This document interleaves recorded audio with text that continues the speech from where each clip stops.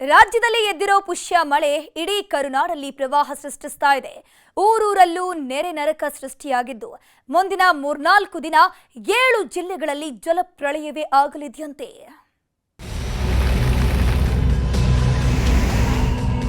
ರಾಷ್ಟ್ರೀಯ ಹೆದ್ದಾರಿ 169ರಲ್ಲಿ ಗುಡ್ಡ ಕುಸಿತ ಇರತಕ್ಕಂಥದ್ದು. ಬೀದರ್ ಜಿಲ್ಲೆಯಾದ್ಯಂತ 2-3 ದಿನಗಳಿಂದ ಮಳೆ ಸುರಿತಾ ಇದೆ. ಕರುನಾಡಲ್ಲಿ ಮಳೆರಾಯ ಅಬ್ಬರಿಸೋದಕ್ಕೆ ಶುರು ಮಾಡಿ 3 ತಿಂಗಳೇ ಆಗೋಯ್ತು. ಆದರೂ ಕೂಡ ಒಂದೇ ಒಂದು ದಿನವೂ ರೆಸ್ಟ್ ಕೊಡ್ತಿಲ್ಲ. ಮಳೆ ರೂಪದಲ್ಲಿ ಎದ್ದಿರೋ ಸುನಾಮಿಗೆ ಊರೂರಲ್ಲೂ ನೆರೆ ನರಕ ಸೃಷ್ಟಿಯಾಗ್ತಿದೆ.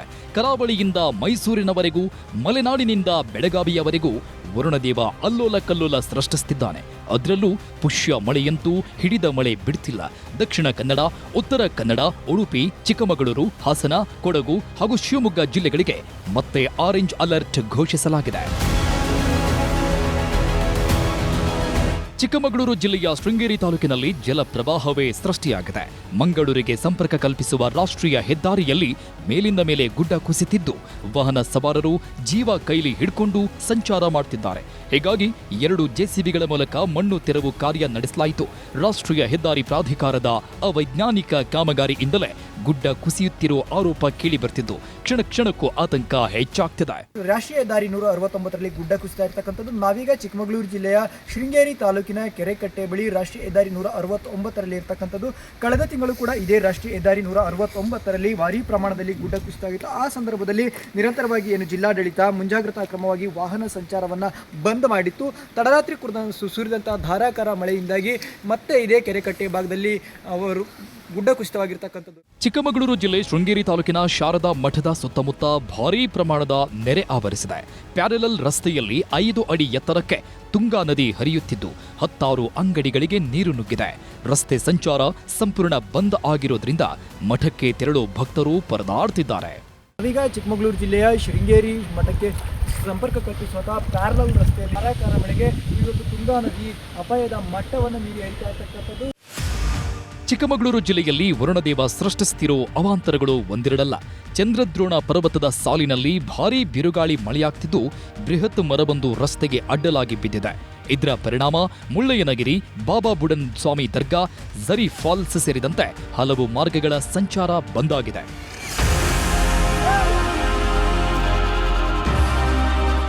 ಮಹಾಮಳೆಯ ಹೊಡೆತಕ್ಕೆ ಚಿಕ್ಕಮಗಳೂರು ಜನ ಅಕ್ಷರಶಃ ಕಂಗಾಲಾಗಿ ಹೋಗಿದ್ದಾರೆ.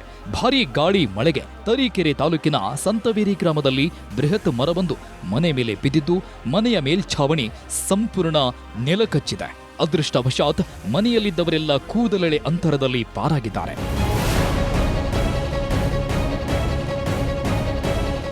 ಶಿವಮೊಗ್ಗ ಜಿಲ್ಲೆಯಲ್ಲೂ ವರುಣದೇವ ಅಬ್ಬರಿಸಿ ಬೊಬ್ಬಿರಿಯುತ್ತಿದ್ದಾನೆ. ತೀರ್ಥಹಳ್ಳಿ ಹಾಗೂ ಶೃಂಗೇರಿಯಲ್ಲಿ ಬಿಟ್ಟು ಬಿಡದೆ ಮಳೆಯಾಗ್ತಾ ಇರೋದ್ರಿಂದ ಹಳ್ಳ ಕೊಳ್ಳಗಳೆಲ್ಲ ಹುಚ್ಚೆದ್ದು ಹರಿಯುತ್ತಿವೆ. ತೀರ್ಥಹಳ್ಳಿಯ ರಾಮಮಂಟಪ ಮುಳುಗುವ ಹಂತಕ್ಕೆ ಬಂದಿದ್ದು ಕೇವಲ ಅರ್ಧ ಅಡಿಯಷ್ಟೇ ಬಾಕಿ ಇದೆ. ಮಲೆನಾಡಲ್ಲಿ ಮಳೆ ಅಬ್ಬರಿಸೋದಕ್ಕೆ ಶುರುವಾಯಿತು ಅಂದ್ರೆ ಜೋಗದ ಜಲವೈಭವ ನೋಡೋದಕ್ಕೆ ಪ್ರವಾಸಿಗರ ದಂಡೇ ಹರಿದು ಬರುತ್ತೆ.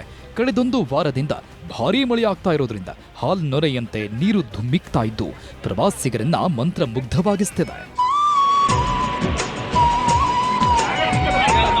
ಮಲೆನಾಡು ಭಾಗದಲ್ಲಿ ಭಾರೀ ಮಳೆ ಆಗ್ತಾ ಇರೋದ್ರಿಂದ ಹಾಸನ ತಾಲೂಕಿನ ಹೇಮಾವತಿ ಜಲಾಶಯದ ಒಳಹರಿವಿನ ಮಟ್ಟ ಕ್ಷಣ ಕ್ಷಣಕ್ಕೂ ಏರಿಕೆಯಾಗ್ತದೆ. ಮುನ್ನೆಚ್ಚರಿಕೆಯಾಗಿ 6 ಕ್ರಸ್ಟ್ ಗೇಟ್ಗಳ ಮೂಲಕ 46,000 ಕ್ಯೂಸೆಕ್ಸ್ ನೀರನ್ನ ಹೊರಬಿಡಲಾಗ್ತಿದೆ. ನದಿ ಪಾತ್ರದ ಜನ ಸುರಕ್ಷಿತ ಸ್ಥಳಕ್ಕೆ ತೆರಳುವಂತೆ ಅಧಿಕಾರಿಗಳು ಸೂಚನೆ ಕೊಟ್ಟಿದ್ದಾರೆ. ಮಲೆನಾಡಿನ ಮಳೆಯಿಂದಾಗಿ ದಾವಣಗೆರೆ ಜಿಲ್ಲೆ ಹರಿಹರ ತಾಲೂಕಿನಲ್ಲೂ 10 ಅವಾಂತರ ಸೃಷ್ಟಿಯಾಗಿದೆ. ತುಂಗಭದ್ರಾ ನದಿ ತಟದಲ್ಲಿರುವ ಒಕ್ಕಡಗಾತ್ರಿಯ ಸ್ನಾನಘಟ್ಟ ಮುಳುಗಡೆಯಾಗಿದ್ದು ಒಕ್ಕಡಗಾತ್ರಿ ಹಾಗೂ ಪತ್ಯಾಪುರ ರಸ್ತೆ ಸಂಪರ್ಕ ಸಂಪೂರ್ಣ ಬಂದಾಗಿದೆ. ಬೀದರ್ ಜಿಲ್ಲೆಯಲ್ಲೂ ಮಳೆರಾಯ ಅಬ್ಬರಿಸಿ ಬೊಬ್ಬಿರಿತಾ ಇದ್ದು ಜನವಾಡ ಜನ ಯಮಯಾತನೆ ಅನುಭವಿಸುತ್ತಿದ್ದಾರೆ. ರಸ್ತೆಗಳೆಲ್ಲ ಕೆಸರು ಗದ್ದೆಗಳಂತಾಗಿದ್ದು ಇದೇ ದಾರಿಯಲ್ಲಿ ವಿದ್ಯಾರ್ಥಿಗಳು 1 ಕಿಲೋಮೀಟರ್ ದೂರ ನಡೆದುಕೊಂಡು ಬರಬೇಕಿದೆ. ಆದರ್ಶ ವಿದ್ಯಾಲಯದಲ್ಲಿ 451 ಮಕ್ಕಳು ವ್ಯಾಸಂಗ ಮಾಡ್ತಿದ್ದು ಮಳೆಗಾಲ ಶುರುವಾದ್ರೆ ಮಕ್ಕಳು ಪರದಾಡ್ತಾರೆ. ಇಲ್ಲಿ ಹಲವಾರು ಅಭಿವೃದ್ಧಿ ಕಾರ್ಯಕ್ರಮ ಸರ್. ರಸ್ತೆ ಆಗಬೇಕು, ಕಾಂಪೌಂಡ್ ಆಗಬೇಕು, ಆಟದ ಮೈದಾನ ಆಗಬೇಕು. ಈಗ ನಾವು ಸ್ಕೂಲ್ ರೋಡ್ ಇಲ್ಲ, ಇಲ್ಲಿ ಕಾಂಪೌಂಡ್ ಇಲ್ಲ, ಅಲ್ಲಿಂದ ತೊಂದರೆ ಆಗ್ತಿದೆ. 1 ಕಿಲೋಮೀಟರ್ ದೂರ ಅದ ರೀ ಬಸ್ ಸ್ಟಾಪ್.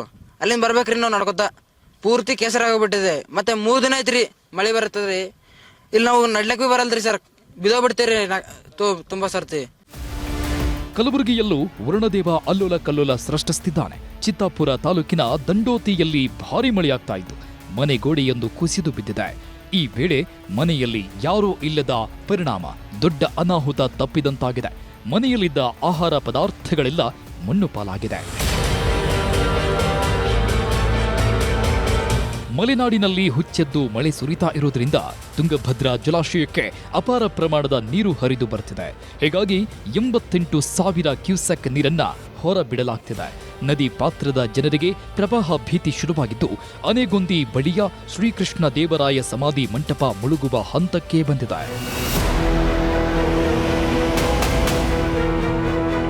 ಮಹಾರಾಷ್ಟ್ರದಲ್ಲಿ ಬೀಳ್ತಿರೋ ಮಳೆಗೆ ಚಿಕ್ಕೋಡಿ ಜನ ಅಕ್ಷರಶಃ ಕಂಗಾಲಾಗಿದ್ದಾರೆ. ಕೊಯ್ನಾ, ವಾರಾಣ ಹಾಗೂ ರಾಧಾನಗರ ಜಲಾಶಯದಿಂದ ಭಾರೀ ನೀರು ಹರಿಬಿಡಲಾಗ್ತಿದ್ದು ಕೃಷ್ಣಾ ನದಿ ಹುಚ್ಚೆದ್ದು ಹರಿತಿದೆ. ಮಹಾರಾಷ್ಟ್ರದ ಜಲಾಶಯಗಳೆಲ್ಲ ಬಹುತೇಕ ಭರ್ತಿ ಹಂತಕ್ಕೆ ಬಂದಿದ್ದು ಬೆಳಗಾವಿ ಜಿಲ್ಲೆಯ ನಿಪ್ಪಾಣಿ, ಚಿಕ್ಕೋಡಿ ತಾಲೂಕಿನಲ್ಲಿ ಕಟ್ಟೆಚ್ಚರ ನೀಡಲಾಗಿದೆ. ಮಹಾರಾಷ್ಟ್ರದ ಪಶ್ಚಿಮ ಘಟ್ಟ ಪ್ರದೇಶಗಳಲ್ಲಿ ಬೀಳ್ತಿರೋ ಮಳೆಗೆ ಚಿಕ್ಕೋಡಿಯ 8 ಕೆಳ ಹಂತದ ಸೇತುವೆಗಳು 4ನೇ ಬಾರಿ ಮುಳುಗಡೆಯಾಗಿವೆ.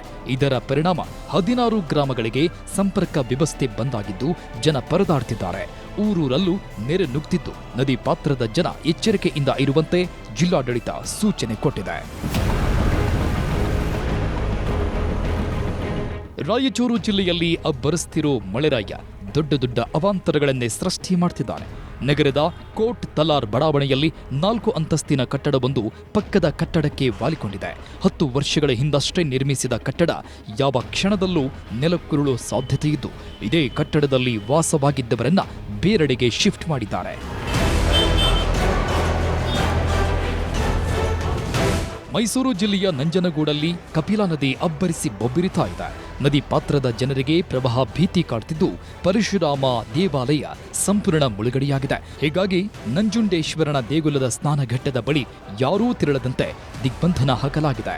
ಕೇವಲ ದೇಗುಲಕ್ಕೆ ಮಾತ್ರವಲ್ಲ, ನಂಜುಂಡೇಶ್ವರ ದೇವಸ್ಥಾನದ ಹಿಂಬದಿಯಲ್ಲಿರೋ ತೋಪಿನ ಬೀದಿ, ಒಕ್ಕಲಗೇರಿಗೆ ಪ್ರವಾಹ ನುಗ್ಗಿದೆ.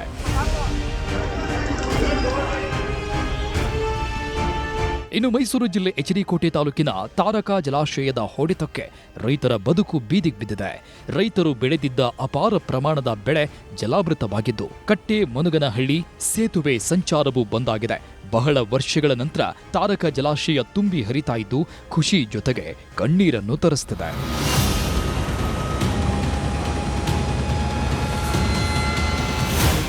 ಒಟ್ನಲ್ಲಿ ಇಡೀ ಕರುನಾಡಲ್ಲಿ ಮಳೆಯಾಗ್ತಿದ್ದು ಪುಷ್ಯ ಮಳೆಗೆ ಜನ ತತ್ತರಿಸಿ ಹೋಗ್ತಿರೋದಂತೂ ಸುಳ್ಳಲ್ಲ.